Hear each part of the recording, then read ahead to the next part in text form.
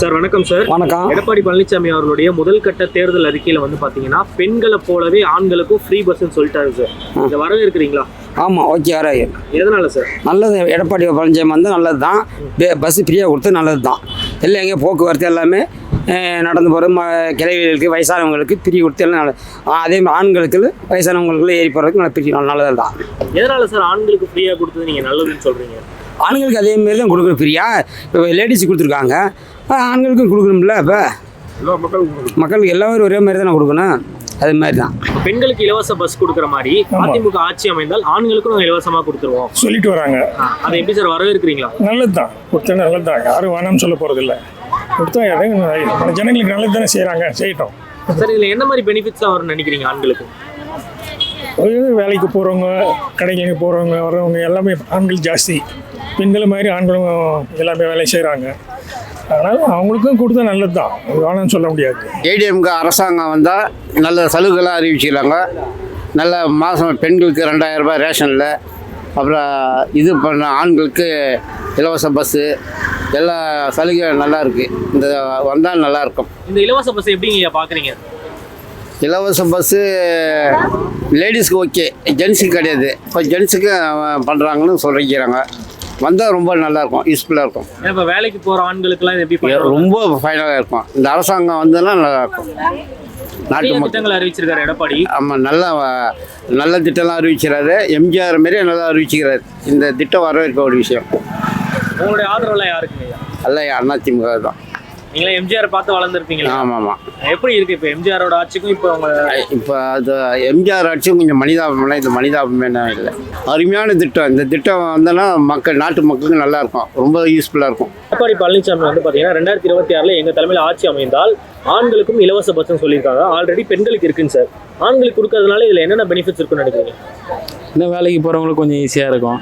மற்றபடினா அவங்களுக்கு இருக்கிற மாதிரியே அவங்களுக்கும் நல்லா இருக்கும் கொடுத்தா, அவ்வளோதான். மற்றபடி பெண்களுக்கு மட்டும் கொடுக்குறீங்க நிறைய கேள்வி வந்துட்டு இருந்தது.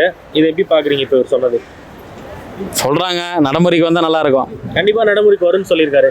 வரட்டும், பார்த்துக்கலாம். ஐயா வணக்கம். ஐயா வணக்கம். பொங்கலுக்கு வந்து பார்த்தீங்கன்னா அதிமுக சார்பாக ஆண்களுக்கும் வந்து பேருந்து வந்து இலவசம் சொல்லியிருக்காரு நகர்ப்புறங்களில். சரி. எப்படி பார்க்குறீங்க? வரவேற்கிறீங்களா? வரவேற்கிறோம். அப்படி செய்தால் நம்ம வரவேற்கிறதா, அது சாத்தியமானு தெரியல. இதன் மூலியமா ஆண்களுக்கு என்ன பாசிட்டிவான விஷயங்கள்லாம் வரும்னு நினைக்கிறீங்க? பெண்களை மாதிரி தான் வியாபாரத்துக்கு போகிறவங்க, வேலைக்கு போகிறவங்க, அவங்களுக்கு கொஞ்சம் மிச்சப்படும் காசு.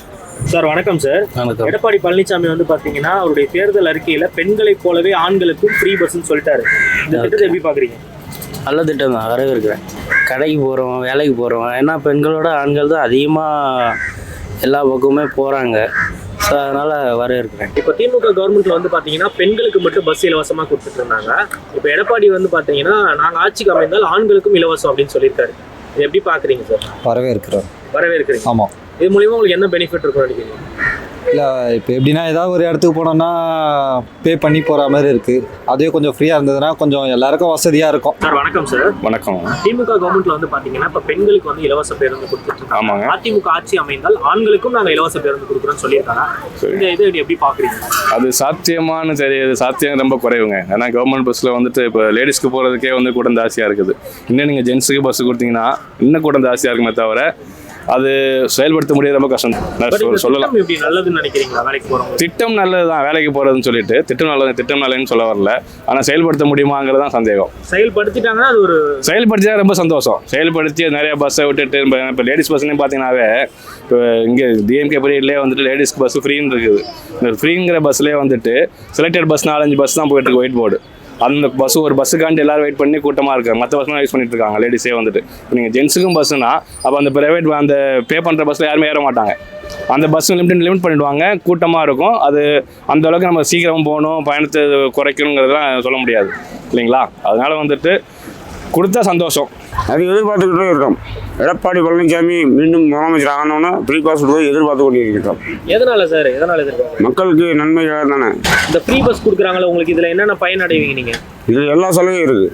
எல்லா மார்க்கெட்டு, டவுனுக்கு, ஒரு சின்ன கிராமத்துக்கு எல்லா இடத்துக்கு போகிறதுக்கு சௌகரியமாக இருக்குது. இப்போ இந்த ஃப்ரீ பஸ் கொடுத்துருக்காங்க இல்லையா, இது மூலியமா நீங்கள் என்ன பயன் அடைவீங்கன்னு நினைக்கிறீங்க? ஆண்களுக்கு பயனே இல்லைங்க, அதான் மெயின். என்னென்னா பெண்கள் வந்து அதிகமாக வெளியில் போகிறவங்க இல்லை. அவங்களுக்கு வந்து இப்போ என்னென்னா கிராமம், எங்கள் ஊரில் ஒரு 10 வண்டி ஓடுது. அந்த 10 வண்டியில் வந்து 5 வண்டி லேடிஸ் வண்டியாக மாற்றிட்டாங்க. அப்படிங்க போயிட்டு வந்து லேடிஸ் வண்டி போகிறதுனால லேடிஸ் மட்டும் தான் இருந்தாங்க, ஜென்ஸுக்கு வண்டி இல்லை. வண்டி இல்லாத போது பைக்கில் போகிறாங்க, அது வந்து அவங்களோட வேலை தான் பாதிக்குது. அதனால் என்ன சொல்கிறேன்னா, அந்த 5 பஸ்ஸு பெண்களுக்கு இன்னொரு பஸ்ஸு காசு கொடுத்து போகிறது வந்து மொத்தத்திலே 10 பஸ்ஸையும் ஃப்ரீ ஆக்கிட்டிங்கன்னா எல்லாருக்குமே பிரயோஜனமாக இருக்கும். ஆண்களுக்கும் ஃப்ரீயாக இருக்கும், பெண்களும் போய்க்கிடுவாங்க. எடப்பாடியை பார்த்து சொல்லியிருக்காரு, வரவேற்கிறீங்களா?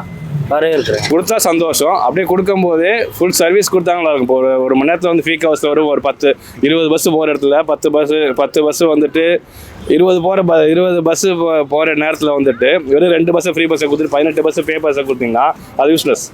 அந்த 20 பஸ்ஸு மேலே வந்து ஒரு 17 அட்லீஸ்ட் 10 பஸ்ஸாக நீங்கள் ஒயிட் போர்டை கொடுத்துட்டு 10 பஸ்ஸு கொடுத்தீங்கன்னா காசு இருக்கவங்க பே பண்ணுற பஸ்ஸில் போவாங்க, காசு இல்லாதவங்க வந்துட்டு ஃப்ரீயாக போனதுனால அந்த பஸ்ஸில் போவாங்க, ஃப்ரீயாக போகலாம், கூட்டம் இல்லாமல் போகலாம்.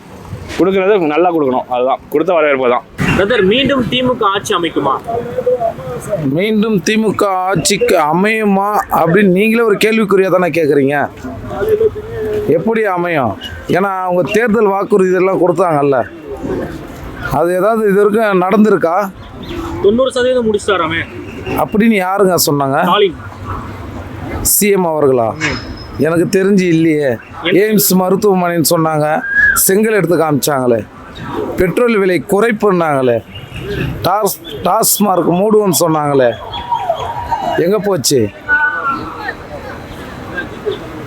சொல்லுங்க. இல்ல, இனிமே அடுத்த ஆட்சியில பண்ணுவாங்கல்ல. அடுத்த ஆட்சினா திமுக ஆட்சி அமைத்தால் பண்ணுவாங்க. அது சாத்தியமா?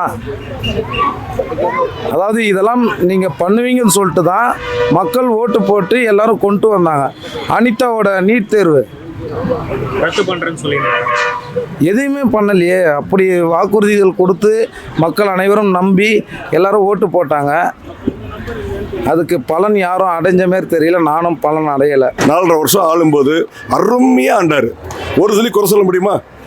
கொரோனாவில் எப்படி கஷ்டம், எவ்வளோ பெரிய கஷ்டத்தை வந்து தமிழ்நாடு வந்து சந்திச்சுது, உலகமே சந்திச்சுது. தமிழ்நாடு அதில் ஒரு அங்கம்.